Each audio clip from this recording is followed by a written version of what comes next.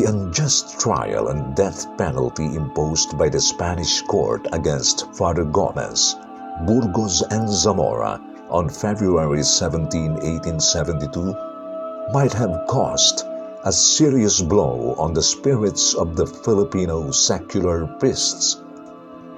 But the ideal of nationalism was passed on to the younger generation of Filipinos. After 10 years of deafening silence, the propaganda movement was born.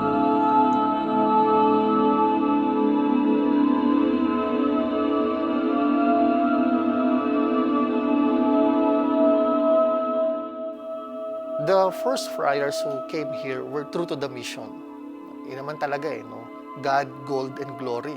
So una doon sa 3 Gs ay yung propagation of religion. Pag sinabi mong misyonero, they became very true to the mission of conversion. Excesses came in. You have the parish church, you have the convent, and then you have everything given and accorded to the parish priest. So excesses came in, which eventually I think created a picture of our Padre Damaso. But the laymen, they're not concerned about the church. By the way, marami sa kanila ay mason. So, but they are fighting for reforms. And also, those laymen were also fighting to expel the friars from the Philippines. Not because of some religious principle, but because of something else. Why? Or what are those? Well, the friar orders continued to lord it over the Philippines.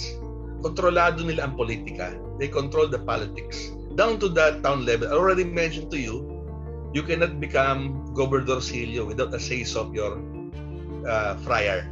Nga pala, since the friars, once they are assigned here, they usually outlast the governor general. The governor general in the Philippines usually lasts only for 2 years on the average, while the friar can stay in the islands as long as he wants. And because of that, nagkakaroon sila ng power. They become entrenched. Sabi ko nga po kanina, ito ay isang institusyon ng tao din. At bahagi ng institusyon na yun ay yung kahinaan ng bilang isang tao. No? If I'm going to weigh between the good and the bad, though many will not agree with me kung sabihin kong isolated cases yung mga pangit, kasi hindi naman lahat ng parokya meron kang imaheng Padre Damaso. Pero kung titingnan mo yung mga nagawa, pagtatayo ng simbahan, hanggang ngayon nakikita natin, yung kung ano yung meron tayo ngayon at ano yung sineselebrate natin is a testament between a Padre Damaso and a good friar. So, the good outweighs the Padre Damaso image. In 1871, ang report ni Rafael Izquierdo, he was the governor, Rafael Izquierdo, siya ang governor general noong 1871, and he signed the death warrant of the 3 priests, Mariano Gomez, Jose Burgos, at Jacinto Zamora. He made a report na the Indios love the friars because the friars are the one defending the Indios. At si Rafael Izquierdo, Mason niya, and he hated the friars. So he made the report na talagang nagulat ko, itong report ng isang Kastila, Governor General, isang Mason, na talagang nire-report niya ang mga fraile, pinagtatanggol nila ang karapatang pantao ng mga Indio. Kaya, huwag niyo sasabihin na lahat ng mga fraile ay katulad ni Fray Damaso ng Noli Me Tangere ni Jose Rizal. That was a very unfair and general statement. Until that time, walang mga there's no Filipino bishop. No Filipino bishop was appointed.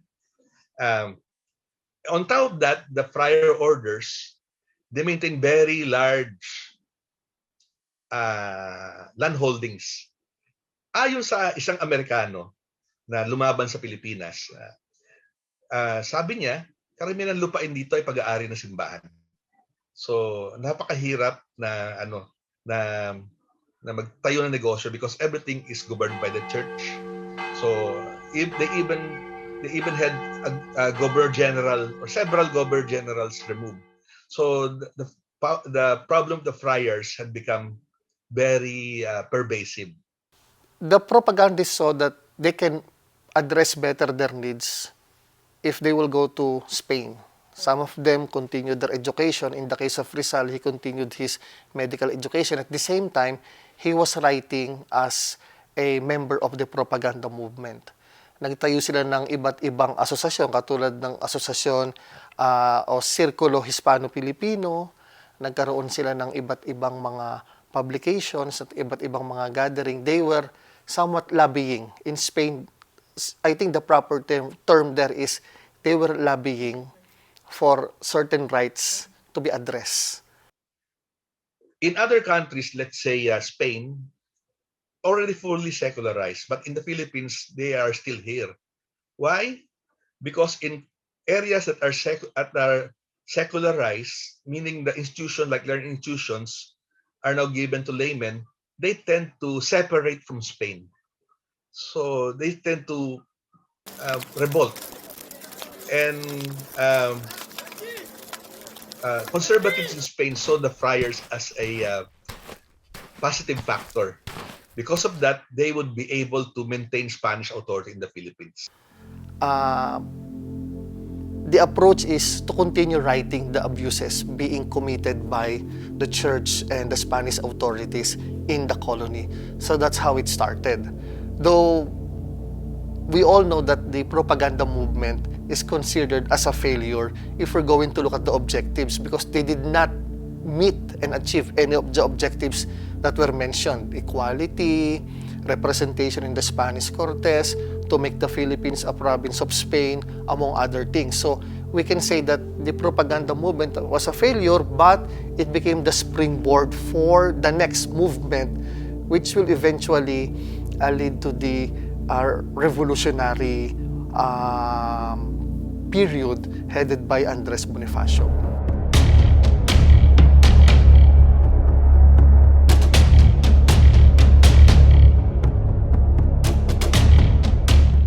And usually ang mga propaganda ng mga ng mga mason na ginamit nila yung confessional para makakuha ng impormasyon laban sa mga rebelde.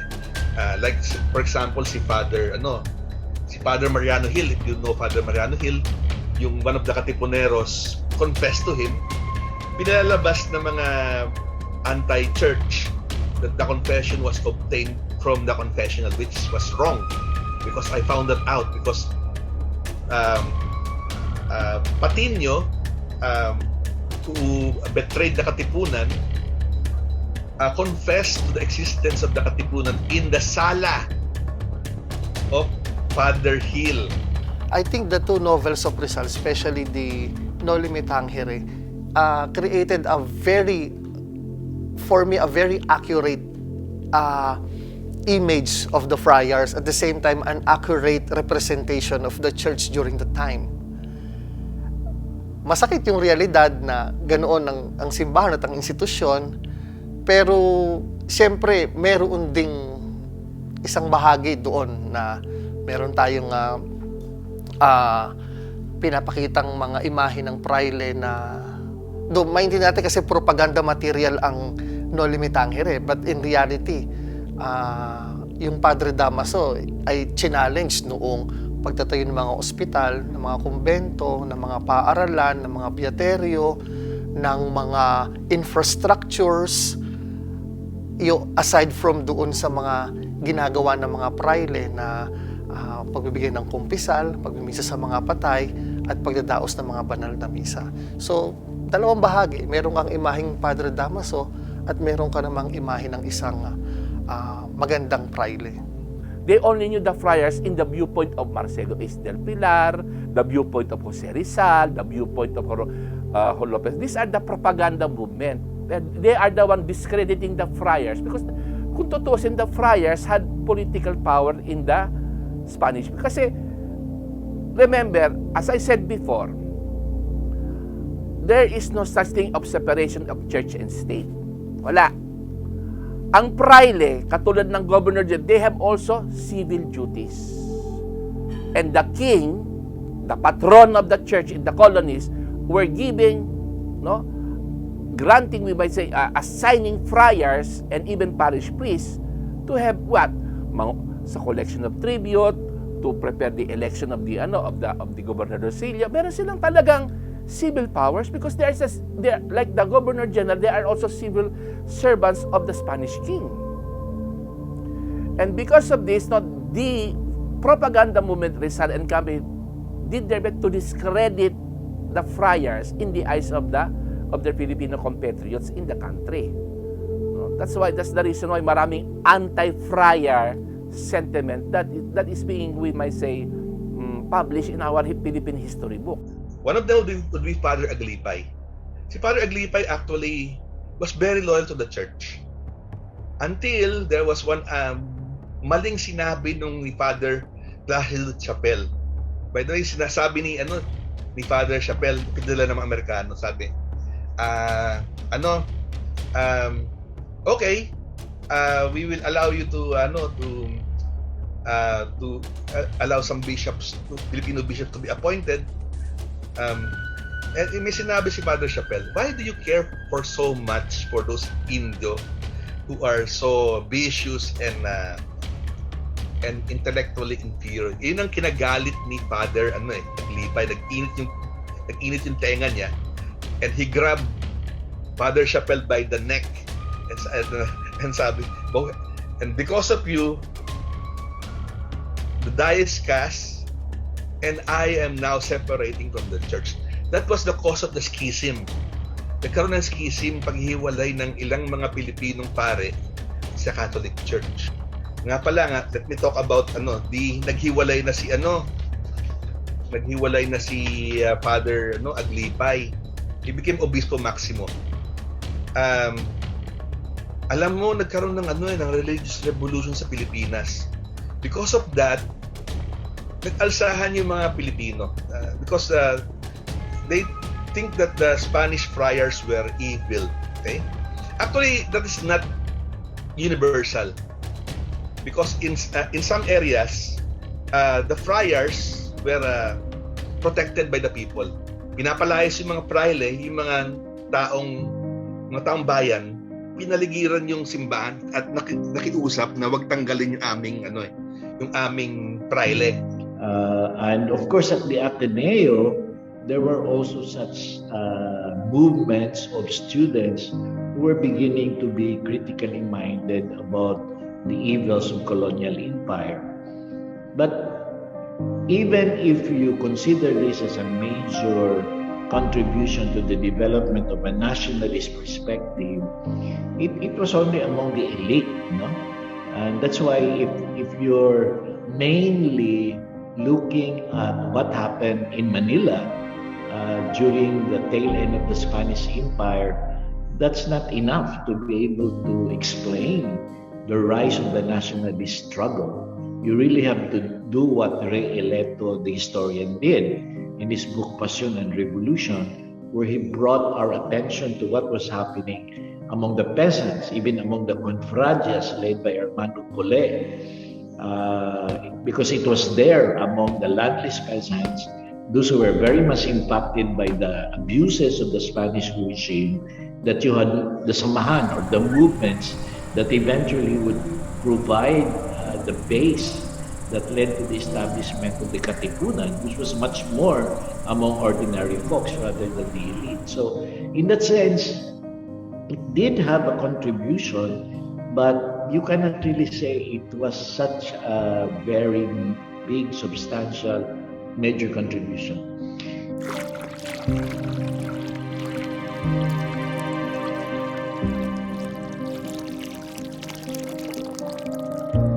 With some Filipinos moving over to the new church, the church had to move, Catholic Church. That's why we have the appointment of the first Filipino bishop, si Father Jorge Barlin. Siya ang unang obispo ng Pilipinas. And later, the church began to continue its reform. By 1908, the first Filipino graduated. It's first Filipino Dominican. Dati ang Dominicano bawal ang Indio. But later pumayag na sila. So yun. And soon they started to allow the entry of more Indios or natives into the clergy. Kaya dumadami yung mga native clergy. Paano nga yung mga Kastila, maraming galit sa Kastila. Kaya pinalitan sila ng mga friars coming from other countries like the German SVD, yung mga Society of the Sacred Word, yung mga Benedictines coming from Germany, Belgium, nagdatingan, they arrived to replace the Spanish friars. I'm Father Jerry Orbos, SVD, Societas Verbi Divini, Divine Word Missionaries. The SVDs started in 1875 in Germany, and the founder was Arnold Janssen. And one of the last mission areas he accepted was the Philippines. There was a request that then at the beginning of the 20th century, request from Archbishop Jeremiah Hardy of Manila to our founder, who was still alive then, to send missionaries to the Philippines to help, because there were no more priests. This was a transition. The Spaniards, the Spanish priests departed, many of them, because America won.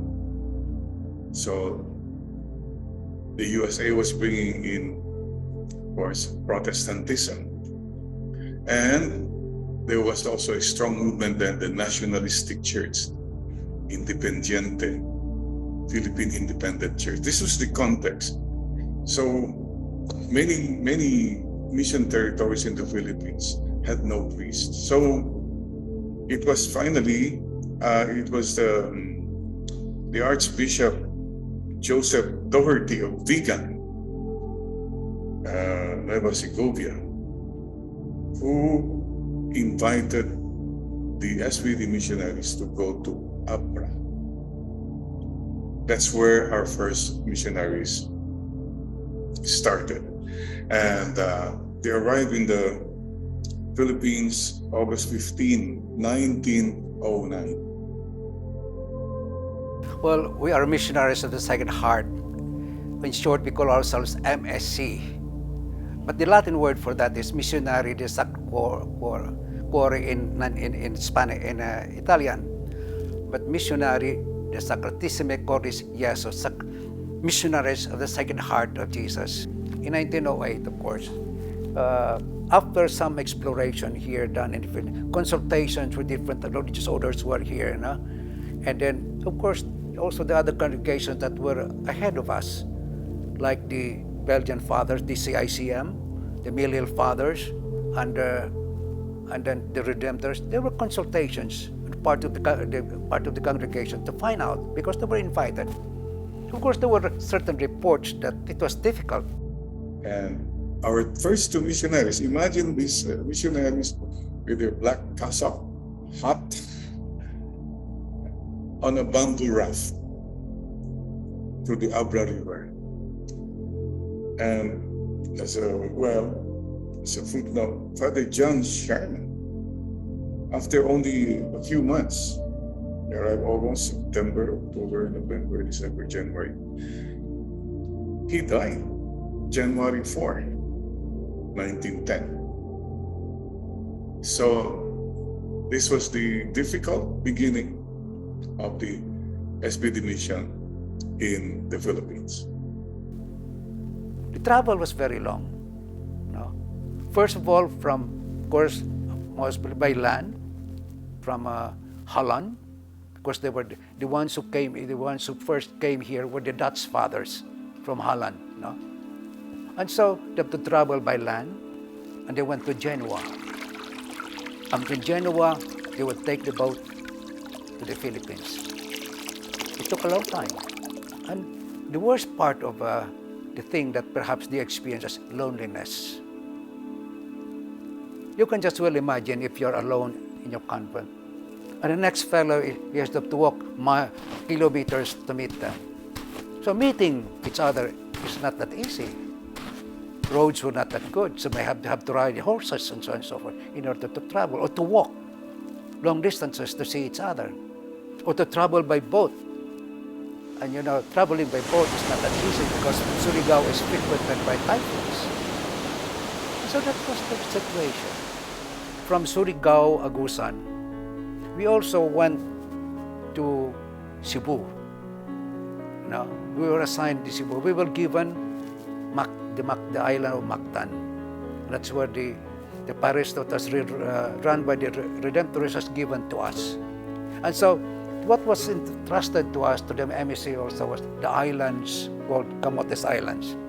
The missionaries were sent to, well, they called it the pagan lands then, but also were not Christians. So we choose always frontier missions. Yung mga remote parishes, the mountain parishes of Abra started there. So this is one of our most basic involvement. Number two, SBDs have always been involved with schoolwork. So we have Divine Word schools, we have 2 universities for us, of course. We have the University of San Carlos in Cebu. We have Divine Word University in Tacloban, 4. But we have many schools too, and colleges. Here in the Central Province, we have the Divine Word College. Gaspi, Calapan, San Jose, we have St. Jude. So we are in the education as well. What were the missionaries at Miss Kagrat doing in the Philippines? It is not just running parishes. Just one, as I said, education is one. No? So I think it's very important really that people should be educated, because it is not enough for the public schools to handle this. No?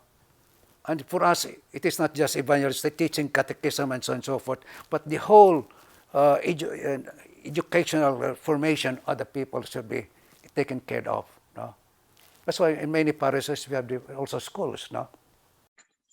And one more thing, we were called to be a part of the formation of local clergy. There were many seminaries where the Divine Word missionaries were involved in. One of them, of course, is the Immaculate Conception Seminary in Vigan, training of local missionaries, local priests, diocesan priests. We were involved with Divine Word Seminary in Urdaneta, Pangasinan, Binmaloy. They have a Christian seminary. Of course, Maria Asunta Seminary in Cabanatuan. Of course, we have Christ the King Seminary here in Quezon City, and Divine Word Seminary in Tagaytay. And some other, we were also involved in some diocesan seminaries like in Palo Leyte, and of course in Cebu, and then even in Davao, Rimase Regional Mission Major Seminary. So that's another area, formation of clergy and the religious. Conscientization, as we called it at that time, to be aware of the social problems of the country. And many of us are that now. So that we were considered as communistic. But that is not the purpose. That is not really. Although some of us really, because it was a hopeless situation during martial law. They went underground. So if you hear one of the priests was killed, ex-priest was killed. Now, he was my companion in Australia. We used to discuss this matter before. So, but as I said, it is a contribution of giving people the consciousness of the responsibility towards the country. that you cannot just accept whatever is being taught to you, but you have also to be conscious of the fact that you are responsible for each other. Well, aside from those of our special apostolates, justice and peace, we're also involved in media, now also in the not only tri-media before, radio, TV, newsprint, and of course now social media, and many other specialized apostolates, man wherever the local church will ask of us to do. Basically, mission. And if I may say, we have sent many Filipino SBD missionaries abroad. It started in 1951, if I'm not mistaken. The first 2 Filipino SBD missionaries were sent to Indonesia. Well, one of the work that we went into through Father Lagway's communication, it started really with people like Flavier, who sponsored that. The development of people is through communication. So development communication is practically coined by CFA. But of course, the one in UP, Los Baños, they also said development communication. That's why you say that it was started by Dr. Cabral. We also said it was practically also by this Communication Foundation for Asia. Because how CFA was founded is this now. Father Lagway saw the ills of the time here in the Philippines now. He was assigned in Nueva Ecija in Gimba. He was working with the farmers. So one of his observations was that the farmers do not hear what is being developed here in Manila, especially in Los Baños. So to break that Sawali curtain, to give information to the farmers, that's a good job. That's what ICC is, development communication, communication in aid of development.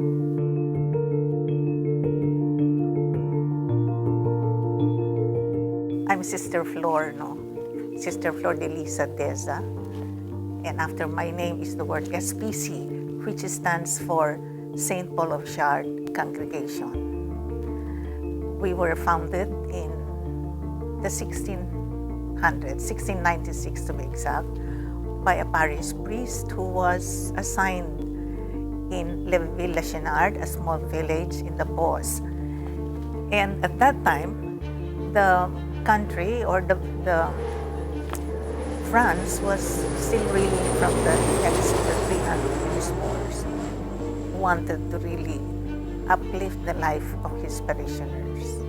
That was his primary goal, to lift them up from the misery that they were suffering. And so to help him, he called together young girls to help him, first in the education of the children, and then caring for the sick, because they were victims of so many epidemics at that time, and at the same time to visit the poor. The Congregation of Our Lady of Charity of the Good Shepherd, or otherwise known as Religious of the Good Shepherd, started in France. It was established as a congregation in 1835, and St. Mary Euphrasia was the foundress. Ang vision ni Mary Euphrasia is mission of reconciliation and mercy. Kaya mas malakas ang aming paniniwala na kinakailangang tulungan ng mga kababaihan upang iangat ang kanilang dignidad at matulungan sila sa kanilang buhay. Bukod sa schools, we are engaged in hospital work and also social work. Kasi nga si Father Louis Chauvet, he wanted to do 3 things for his people.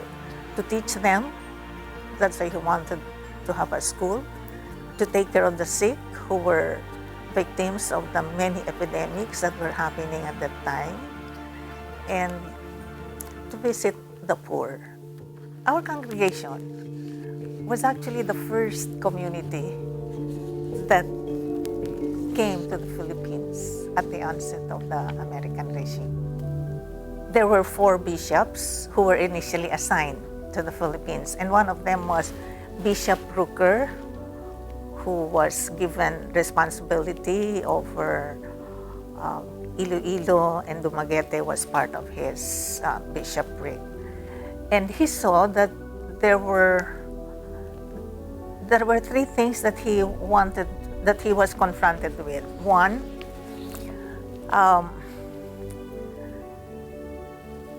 the missionaries, Spanish missionaries, have left as a result of the Spanish-American War.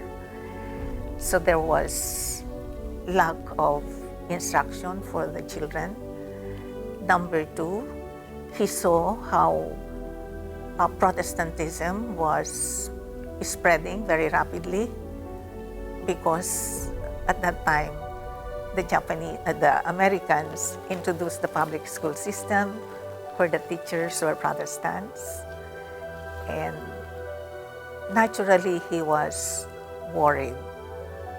And there, by the way, he was also confronted with a third problem, which may not be our problem, but still a problem of the whole church. At that time also, the entry of Protestantism, the growth of Anglicanism.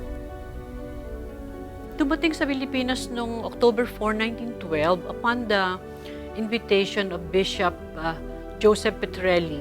He's an Italian first bishop of the newly created Diocese of Lipa. At noon, nagsisimula pa lang na magbuo ang diocese, at sabi niya na kinakailangan mag-imbita tayo ng mga foreign missionaries na maglilingkod at magbibigay ng Catholic education sa bansa. Kasi di ba kakatapos lang noon nung 1896, 1898 ng Revolution, at noon dumating na din ang mga Amerikano at meron tayong public school system.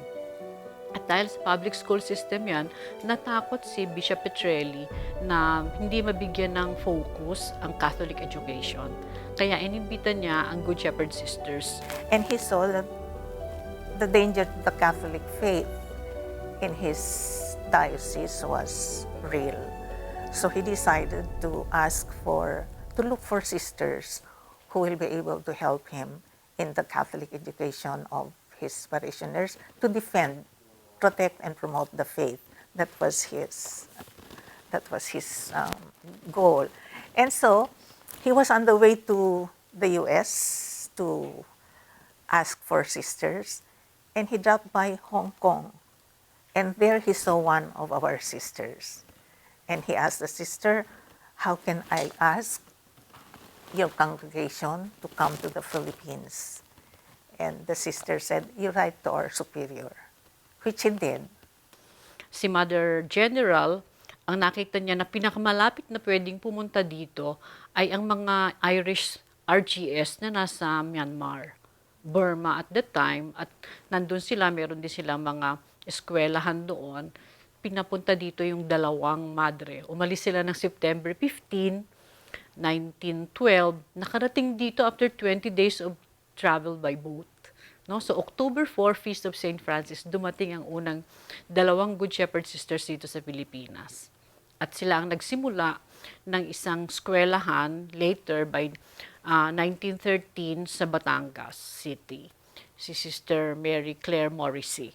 So sila ang nag-umpisa na makipag-usap sa mga government officials para magkaroon nga ng paaralan. Una, para lang sa mga kababaihan. No? So, elementary hanggang maging later in the 80s, nagkaroon din ng mga kalalakihan na nag-aaral. Yun ay tinatawag natin ngayong St. Bridget College sa Batangas. It was first an academy, but then through the years, it became a college. At ang focus noon, magbigay nga ng Catholic education sa mga kabataan doon. Isa nga si Cardinal Gaudencio Rosales sa mga naging estudyante ng paaralan na yan. 7 sisters came to the Philippines upon the invitation of Bishop Rooker, precisely for the goals that he wanted to achieve. The first one is for the education, the promotion, and for the preservation of the Catholic faith. When they arrived in 1904, the Bishop of Manila, then Archbishop Hardy, also invited them to found a hospital, St. Paul Hospital. Isang gusto ko din sabihin, kasi nung 1912 na dumating sila, nakitira pa sila for some time sa Sisters of St. Paul de Chartres. Kasi di ba mas naunang dumating ang St. Paul de Chartres sa Pilipinas. Kaya nakatira pa sila ng ilang araw dito sa Manila, sa Santa Ana, bago sila nagtungo sa Batangas. Afterwards, they were invited by Bishop Dennis Doherty to Vigan, to Tuguegarao, and to Iloilo. The first decade, the sisters opened several houses. St. Paul's Dumaguete, St. Paul Institution Dumaguete, St. Paul Hospital in Manila, St. Paul Hospital in Iloilo, St. Paul College in Tuguegarao, and also they went to Culion. Our sisters were the first volunteers to go to Culion to serve as nurses. And together with the Jesuits, they served the lepers for more than 100 years. Isang makikita kong naka-contribute namin, siyempre yung catechism, no? Kasi sa mga school, siyempre lagi merong catechism dyan. At makita natin, makita ng bawat isa, yung kanyang dignidad, yung kanyang dangal bilang isang tao, yung pagmamahal ng Diyos, at yung pagmamahal na hindi lang nananatili sa iyong sarili o sa iyong pamilya, kundi pati para sa kapwa mo. No, yung ganyang, parang lagi ko yung na-contribute ng Good Shepherd. At hindi lang yon kasi sa pagdaloy ng panahon na ang mga tao nagiging mapangalaga din sila sa kanilang kapwa at itinataas din ang dignidad ng mga kababaihan. Ayun ang mahalaga sa amin na itaas ang dignidad ng mga kababaihan kasi madalas nayuyurakan yung dignidad ng mga kababaihan. Meron tayong, alam namin yan, documented for 100 years na meron mga kababaihan na naaabuso sila. Kaya tinutulungan natin yung kahit yung advocacy na ang mga kababaihan o mga kalalakihan, bibigyan nila ng pagpapahalaga yung mga kababaihan kasi ganun din naman ang pagtingin ni Jesus, di ba? So our schools are deeply Catholic in nature, deeply mission-oriented, where we form children to be disciples of Christ. Isa pa ring maipagmamalaki or ginagawa namin na sa aming apostolate, halimbawa sa indigenous people sa Baguio, natutulungan natin yung mga indigenous peoples na sa kanilang kasipagan din, sila ay nakapag-aral upang later maging mabubuti silang maguro sa kanilang mga tribo. No? Or yung iba, pwede rin silang nag-abroad, pero nakakatulong silang higit at higit sa kanilang mga pamayanan. I did mention that there have been many vocations to the priesthood and to the sisters, to the religious life among our graduates. So that the Catholic formation that they receive helped them to make the decision for God and for others. And of course, there are others who are engaged in other services. For example, we have at least 2 graduates who served as members of the Supreme Court.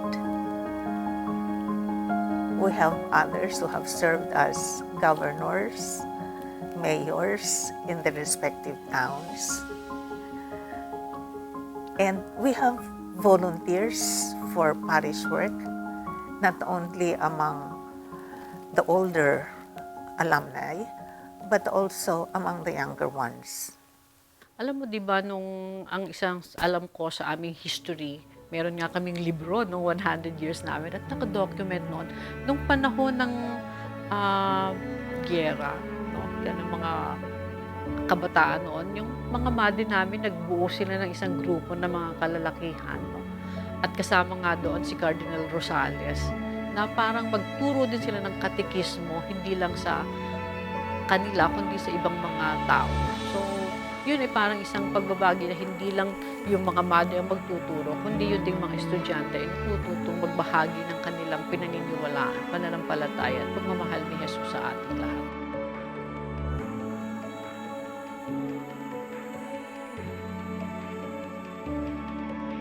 We Filipinos have a natural, as Pope Francis has pointed out. You Filipinos, you smile, you sing, you bring joy. Yun ang isang magandang contribution natin.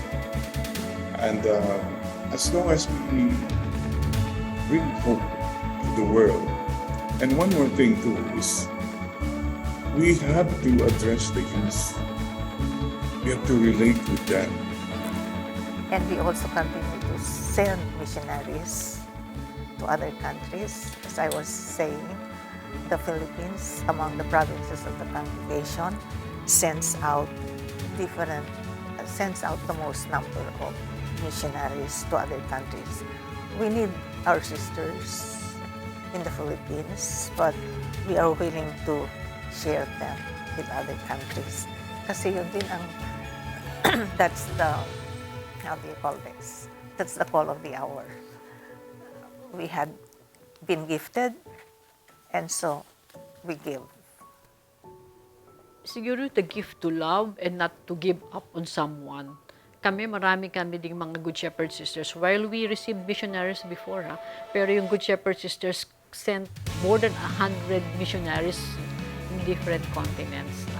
So, but they bring with them this love, this commitment to serve the most needy and the most vulnerable people.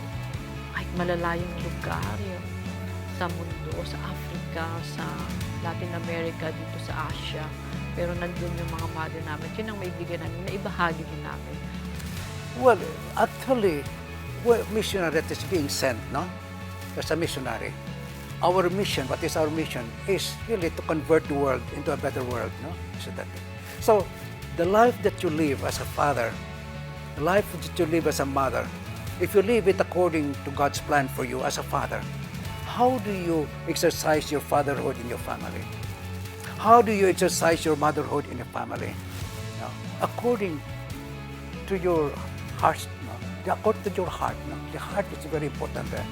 In other words, if your children if you want to be a good mother, your children should grow up to be good citizens of the country. No? It is not just eating, drinking, and so on, having a profession. No? But really, what does it mean to become a good citizen? What does it mean to become a good Christian?